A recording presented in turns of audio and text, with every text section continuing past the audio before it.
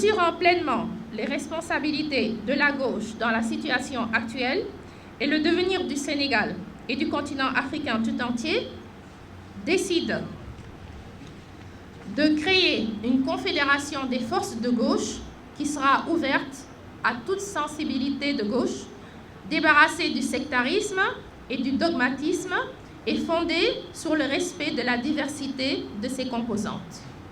Deuxièmement, les participants adoptent les axes programmatiques inspirés des conclusions des Assises nationales qui définissent les recommandations stratégiques devant participer à la refondation de la République. Troisièmement, les participants adoptent comme type d'organisation la confédération reposant sur 3 principes: souveraineté des parties prenantes, définition des domaines communs d'action et consensus comme mode de prise de décision principal, les statuts et le schéma organisationnel suivant. Une conférence nationale confédérale qui se réunit tous les 6 mois. Une conférence nationale des leaders qui se réunit une fois par mois en session ordinaire et chaque fois que de besoin.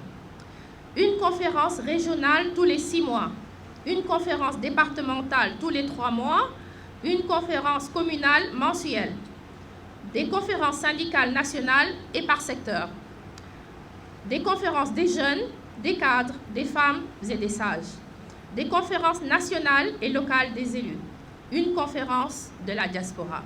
Les participants recommandent à la conférence des leaders l'élaboration d'un règlement intérieur et ou d'un code de conduite de la Confédération. Quatrièmement, les participants ont mis en exergue le fait que la voie démocratique d'accès au pouvoir pour laquelle la Confédération a opté exige un vaste travail de massification ciblant en particulier les travailleurs des villes et des campagnes, du formel et de l'informel, ainsi que les couches dominées et exploitées, des jeunes et des femmes en général de notre société. Cinquièmement, les participants prennent note de la différence d'options en ce qui concerne les candidatures à la présidentielle à venir. Appellent au respect des positions respectives et à la poursuite des échanges sur la question. S'engagent à une gestion responsable de la diversité des positions afin de préserver le processus d'unification engagé par les Assises pour une confédération de la gauche plurielle, durable et massive en vue de la conquête du pouvoir.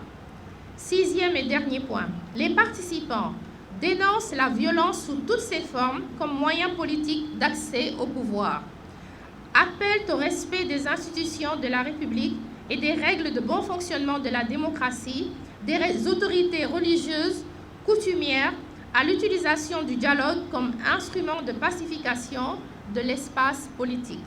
Donc, condamne le coup d'État militaire survenu au Niger et demande le retour rapide à l'ordre constitutionnel.